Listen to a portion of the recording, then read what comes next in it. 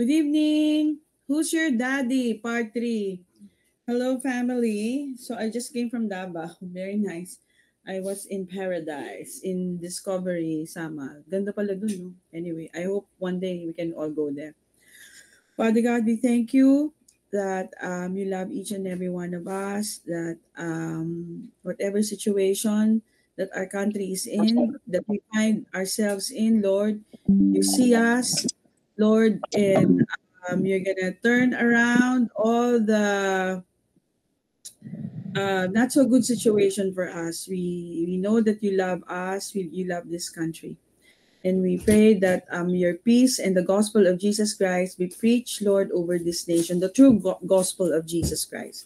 In Jesus' name, amen. So who's your daddy? In Genesis 15, verse 2, Abraham asked the Lord, O Lord God, what will you give me, seeing I go childless? And the heir of my house is Eliezer of Damascus. So as we all know, Abraham by that time is very very old, no, and in fact he had his son, biological son, actually the heir, no, kasi mayroon pa siyang ibang son, si Ishmael, pero hindi siya yung son of promise, no. And he was saying that I'm very old, and that it seems that the heir is going to be my servant, di ba? Yung house of my servant. So he's longing for a son. Yan. So Abraham had the best servant in the world, but his heart yearned for a son. So it's the same for Abba Daddy God, no? He does not look at you as a servant, but he looks at you as a son. You and I can achieve great things for God, serve Him all our days, but the great desire of God's heart for us was never servanthood, but sonship. Son first before your service, right? So servants can do great things for their master, but no matter what they achieve, they will never achieve the gift of sonship. So I just would like to encourage all of you with this, because God has prepared a holy life for you and I. So pag kinakanta na natin yung Holy, holy are you, Lord. The whole earth is filled with your glory. What comes to mind when you hear the word holy? Alex, ikaw, what comes to mind? Holy? Banal, di ba? Oo, banal. Ay, mga Pinoy, ano? Oo, sa ating mga Pinoy, no? Parang, banal, di ba? But actually, ang etymology, ang origin ng word holy is this. So remember, God has prepared a holy life for you and I. So ito ang holy. The English word holy comes from the Proto-Germanic root hailagas, which also gives rise to the Proto-Indo-European root kailo, meaning whole or uninjured. This root evolved into the English word halig, meaning whole, healthy, sound, and complete. So when you're saying holy, holy, holy is the Lord, you're saying, Lord, you are whole, you are whole. Eh di ba, ang sabi natin, as you are, so am I. So when you are declaring holy, kaya hindi we're not just singing just for the sake of singing. It is a declaration of the finished work of Jesus Christ. It is a declaration of your wholeness, of your completeness. So, and the life and the prepared life that the Lord has prepared for you and I is not a future life. We will live one day for Him. No, hindi yung pagka namatay ka, punta ka sa langit. No, but it is the life we live today in Him. So of course, it will continue to eternity. No, but we don't have this futuristic mindset. The life that we are supposed to live is the holy life that is prepared for us. All right, naririnig kayo sa ano sa recording. Okay, let's go. Before Jesus, no one called God Father. Kasi di ba ang topic dito, what is the name of your God? What is the name of God? Before Jesus, no one called God Father. Father in Hebrew is Apa. Abba. Abba. It is the letter Aleph and the letter Bet. It is a very intimate and personal address to for a daddy, no? Children would playfully call their father shouting, Ab! Ab! Abba! Abba! When the word is doubled like this, it forms a superlative. So it means like much more magnanimous, much more with emphasis, no? So Abba, the saints of the Old Testament had many names for God, like Jehovah Jireh, Jehovah Rapha, Elohim. But Jesus gave us the best name of all, Abba Father. And Abba Father is your Abba Daddy God. Sam, Abba Daddy God, di ba? Abba Father in Mark 14:36. Abba is not the name of a distant and mysterious God. Abba is your heavenly Father who cares for you and longs for you to know Him. Abba is your heavenly Father who cares for you and longs for you to know Him. Abba is your daddy who loves you so much, He sent His Son to reveal Himself to you, because the representation of Abba is our Lord Jesus Christ. So the Hebrew word is Ab, but where exactly does Abba come from? Sa Sweden ba? Hindi. Even though it's not a Greek word, Abba occurs in the New Testament only 3 times. So in the New Testament, 3 times lang siya, no? And appropriately so. So it was used the first time around by the Lord Jesus, the Son of God. Ab is the base Hebrew word for father. But to understand the use of Abba, we need to know a bit of a background. So we go to Strong's. So Strong's is a Hebrew and Greek scholar. So sa Strong's, Abba, or father in the Chaldean emphatic state, is customary title of God in prayer. So when we pray to Him, we call Him Abba, Abba Daddy God. So Abba is a progression form from the Hebrew term Ab, Aleph at saka Beth, for father into an affectionate love form of address that could only have happened in the New Testament and only after Jesus, our Lord Jesus, has revealed the true nature of God as a loving Father. So you can only call someone your father if you know who your father is. Tama? You can only call someone, or you can only call Abba Daddy God your father if you know Him. So it's very important, right, that we know Him. So that's what's happening to us every Saturday. Abba in Hebrew, we've said, is father. But if you add the letter Hey, which is the letter for grace, after each letter of father, you end up with Ahaba. You end up with love. Yan, Aleph Hey, Bet Hey. And Ahaba means extravagant love. Extravagant love. And beloved is actually Aleph, Beth, at saka Aleph. Ang ganda, no? So, in Jeremiah 31, verse 3, it says, I have loved you with an everlasting love. I have drawn you with unfailing kindness. So it says, no, the Lord has appeared of old unto me, saying, Yea, I have loved Ahab thee with everlasting love. Olam, yung olam, everlasting, no? Therefore, with loving kindness I have drawn thee. Again, I will build thee, and thou shalt be built. No? We are built on the foundation of His love. So look at the beautiful word play here as we translate each word directly. Yea, I have loved thee with an everlasting love. It's Ahaba, Ahab, Ahaba, Olam, Ahaba.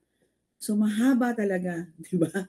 Ahaba, Ahab, Ahaba, Olam, Ahaba. I have loved you with an everlasting love. So which now takes us into, why did Jesus come? Why did Jesus come? Jesus came to reveal God the Father to you and I. He came so that you might know who you truly are, because when you know who your Father is, you will know who you are, di ba? Oh, tatay ko si Alex, tatay ko si Joel, tatay ko si Manong, Edgar, di ba? So He came that you might experience the abundant life of living as the apple of your Father's eye. And you need to see God as Jesus did. We need to see God as the Lord Jesus did. As who? As our Father. Amen. So makikita natin dito yung heart ni Father through the miracle of Jesus in the story of Jesus raising the son of the widow of Nain. Jesus, the one who brings life to every dead situation. So at this juncture, no, the widow, kamamatay lang ng husband niya, his one and only son died. So it's a picture of it's a picture of the redemption, no? One and only son. 'Di ba? One and only son dying. No, died na pala.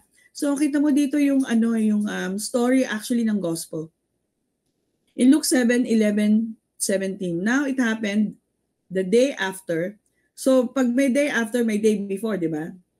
That he went into a city called Nain, and many of his disciples went with him in a large crowd. And when he came near the gate of the city, behold, a dead man was being carried out. So ito yan, yung nakamamify. The only son of his mother, and she was a widow. So how tragic, di ba? Kakamatay lang ng asawa, and then now the son died. And large crowd from the city was with her. So I think the city loves her. Siguro she's a very kind, no? Very kind mother. And when the Lord saw her, ito na. So remember, the heart of the Father is seen in our Lord Jesus Christ. And when the Lord saw her, hindi tayo, no? So because she was weeping so hard, she didn't see the Lord, but it was the Lord who saw her. He had compassion on her. And he said to her, do not weep. Do not weep. Do not weep. Then he came and touched the open coffin, and those who carried him stood still and he said, young man, I say to you, arise. Young man, di ba? What is happening in the Philippines, no? The Gen Z is rising. I say, because my children are part of Gen Z, young man, arise, di ba? And take the gospel, preach to the Philippines, no? So he who was dead sat up and began to speak, and he presented him to his mother. Then fear came upon all, and they glorified God, saying, a great prophet has risen up among us. God has visited his people. And this report about him went throughout all Judea and all the surrounding region. So, ano yung story nito the day before? So, the day before, actually, what's the story about the centurion? Di ba yung centurion, he was asking on behalf of his servant na may sakit. So, it is a companion story to the story of Jesus healing the centurion servant.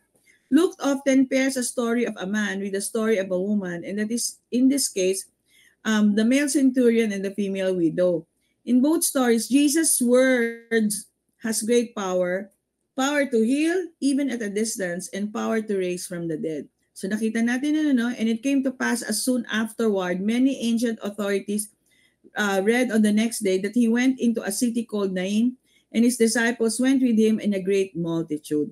So immediately following the healing of the Gentile centurion slave in Capernaum, Jesus is found in the village of Nain, just 5 miles from his hometown of Nazareth. So yung Nazareth, ito, no? So ito yung Capernaum, which is in the south below. And then gitna is Nazareth, and then Nain. Okay? So ito yung ulit yung map. The story of the centurion happened in Capernaum. So yung centurion story is in Capernaum. Wow, bakit ko pinapakita to? Kasi you will see the heart of the Father. You will see the heart of Jesus, right? When you dig into this backstory, no? Capernaum is situated on the northern shore of the Sea of Galilee, 600 feet or 183 meters below sea level. So nasa baba, ano?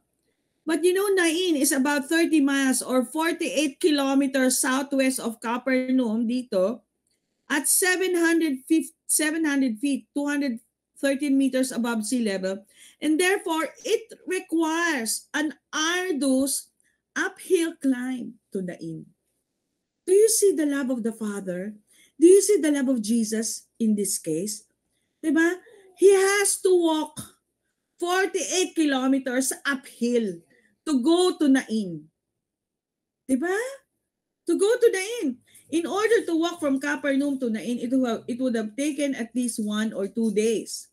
So wala pang mga roads, no? Wala pa, no? This means that Jesus probably had to arise very early or possibly even walk during the night in order to intercept the burial procession the day after. Oh, the love and the compassion of our Lord Jesus Christ. And it is this picture, right, that he wants us to know about our Heavenly Father. He doesn't want us to weep. So Nain, the Hebrew word for Nain is pleasant or beauty. Nain was a small farming village during Jesus' time, nestled against Mount Moreh, which defined the east side of Jezreel Valley. So the town itself was off the beaten path. Access to it was limited to a single road. During Jesus' time, this settlement would have been small and relatively poor, and it had remained that way ever since. At times in its history, this town has encircled a few as 34 homes and just 189 people. Today, it is home to about 1,500 inhabitants. The city of Nain is also located in the territory of Issachar. So in Genesis 49:14 to 11. Anyway, balik natin yung story, no? So it says, when he came near the gate of the city, behold, a dead man was being carried out, the only son of his mother, and she was a widow. And the large crowd from the city was with her. So obviously, this widow is very famous, no? In Old Testament culture, it was believed that when a husband died before old age, it was a sign of God's judgment for sin. So Jesus is telling us emphatically that he has triumphed over this judgment, no?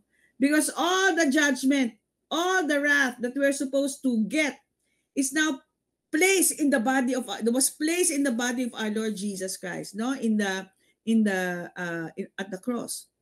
So thus some believe that God was meting out punishment upon the surviving widow. So nakita niyo ba si Lord? No, he's saying no. I did not come to judge, right?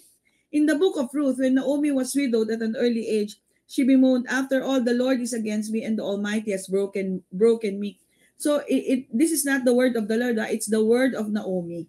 Okay? So sometimes, akala natin, word ni Lord yun. Anyway, so not only was there a spiritual and emotional pain, but this widow of Nain was also facing financial ruin, even staring starvation in the face. Upon marriage, a woman was assigned to her husband's family for financial protection. If he died, then her care was delegated to her birthright son. Now that his widow's birthright and only son was dead, she was at the end of her rope financially. So she's looking at a very bleak future. If her son was in his 20s, she was probably a middle-aged woman living in a small secluded farm town and now found herself spiritually, socially, and financially destitute. But this is about to be changed, right? Because this is not the picture, this is not the life that the Lord wants us to have. Remember, He wants us to live a holy life, a whole life. Yan. So, at the gate of Nain, the two groups of people met. Jesus came with a large crowd from Capernaum while a funeral procession was leaving the city. So, tingnan mo yung eksena, no? Magsasalubong talaga sila. Precisely at the narrow window of time, when the villagers were carrying this woman's son out to be buried, Jesus, always on time, never late, met the procession and had compassion on her. Met the procession and had compassion on her. The Lord has compassion on you and me. So when the Lord saw her, this is the first time Jesus was addressed as the Lord in the Gospel of Luke because He is the Lord of life. No? At the gate of Nain, death and life met. The custom of that day was to follow the procession when you meet them, but Jesus rerouted them. So the Lord, so when you are at this, when you are in situations wherein it seems deadly, no, or it's dead situation, the Lord is able to reroute, right? So ano ba yung naramdaman ni Lord, yung compassion? It's splanchnizomai, to be moved in the inward part, to feel compassion. Splanchnizomai, yung inward portion, especially the nobler entrails, the heart, the lungs, the liver, and the kidneys. Diba? So this gradually denote the seat of affection. So the Lord's compassionate for you and compassionate towards you and towards me. So tingnan natin ano, sabi niya, do not weep. The Lord comforted the widow before He even healed her son. So bago i-heal yung son, no, yung widow muna. Because the Lord loved the widow, no. Jesus raised the boy from the dead and sent him back to his mother. And you know what? He didn't ask for anything in return.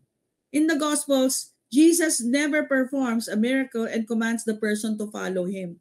He never makes his miracle a reason for you to serve him. So when Jesus is in the picture, when Jesus is in your life, a place of death and tragedy is now a place of victory. Hallelujah. So this is the heart of the Father for you and me. This is who our Father is. He never wants us to weep. He never wants us to be remaining in a dead situation. We look to Jesus. Hallelujah. So because, diba, in Psalms 23, He's always saying, you are with me. Diba, He has to travel 48 kilometers uphill just to meet the widow. And he said to him, no, and in another story, in the prodigal son, sabi niya ganun, and said to him, son, you are always with me. Same in Psalms 23, no? And all that I have is yours. Ezra, you are always with me, and all that I have is yours. It was right that we should make merry and be glad, for your brother was dead and is alive again, and was lost and is found. So if you receive the life of the Son, you receive the shared life. Sam, if you receive the life of the Son, you receive the shared life, a life that has access to all things. He who did not spare his own Son, but delivered him up for us all, how shall he not with him also freely give us all things? In 1 Corinthians 3:21-23, therefore, let no one boast in men, for all things are yours, whether Paul or Apollos or Cephas or the world or life or death, or things present or things to come, all are yours. And you are Christ, and Christ is God. So to see Christ is to see that you've been given all things. To see Christ is to see that our Father God, our Abba Daddy God has given you all things. In John 10:10 it says, the thief comes only to steal, kill, and destroy, but I have come that you might have life. You may have life and have it to the full. The enemy comes to take and damage, di ba? That's Satan's pattern. Jesus came to give and repair. That's Jesus' pattern. Let's always think about this. So today, be reminded that simply that Jesus is not asking you to give him your heart because he has given you his. Jesus is not asking you to give him your life because he has given you his. So the life that you're supposed to live is his life. So what's the turning point? Si Charlie Kirk, no? What's the turning point? Yan yung org niya. Learning to receive what God has given. So pivot, the turning point. If Abraham, by what he did for God, got God to approve him, he could certainly have taken credit for it. But the story we're given is a God story, not an Abraham story. What we read in scripture is Abraham entered into what God, So enter into what God has was doing for you, is doing for you. And that was the turning point. He trusted God to set him right instead of trying to be right on his own in Romans 4:1-3. But this one thing I know, I'm not where I was. My thinking is being changed, and I'm growing in the revelation that the immutable, unchanging nature of God means that I can stop striving to impress a God whose love and good purpose for my life will never change. I can learn to enter more fully into what God has done for me, the bride of Christ, the son of Abba Daddy God, rather than continue to try and be right on my own. The Holy Spirit is teaching us to daily sign our name, to freely receive the parcel of sonship that is being presented to us, so that we may open up the real story of our lives, the story of his life given to us, not our lives given for him. So while works for God are important, the work of God in his people is precedence.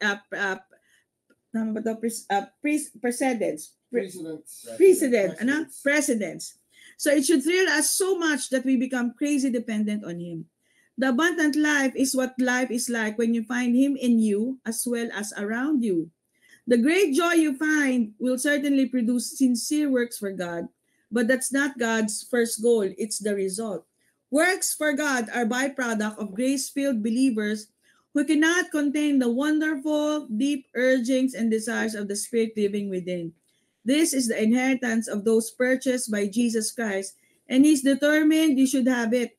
So it begins with knowing what God thinks of you.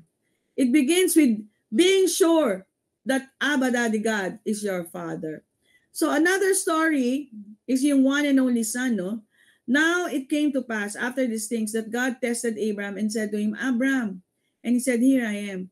Take now your son, your only son Isaac, whom you love, and go to the land of Moriah. So merong ano, no? May similarity dun sa story dun sa widow of Nain. Land of More, di ba? Mount of More, no? Then one and only son, and offer him there as a burnt offering on one of the mountains of which I shall tell you. In Genesis 22, you know that this is where the word love is first mentioned. So the first love mentioned is not a boy-girl love. It is about how much the father loves the son. So tingnan natin, it's now he said, take now your son, your only son whom you love. Teka muna, there's another son, di ba, sa Ishmael. So definitely, the Lord is not talking about Isaac. He's talking about the Lord Jesus Christ. So he loved Jesus Christ so very much. But guess what? He gave Jesus for you. Diba? He loved you so much. Hallelujah. So when you know how much our Heavenly Father loves Jesus, you will know how much our Heavenly Father loves you. Abba, to love, diba? To love. Abba is actually when you insert hey in the middle is also love, diba? Love. So God's one and only Son was given to you. Why? That your days may be multiplied and the days of your children in the land which the Lord swore unto your fathers to give them as the days of heaven upon earth. And this family is, who is your daddy? Part 3. Praise the Lord. Let's pray. Lord Jesus, thank you for loving us. We remember you dying on the cross. We remember your broken body. Surely you have taken our diseases and carried our pains. And by your stripes we are healed as we eat this bread. We declare that we are healthy, we are strong, we are whole, nothing missing, nothing broken. In Jesus' name. Amen. Lord Jesus, thank you for shedding your blood for us. Shed for the forgiveness of our sins. By your blood, we are completely forgiven, and the blood made us righteous forever. Today, we are greatly blessed, highly favored, and deeply loved by the Father. In Jesus' name. Amen. Amen.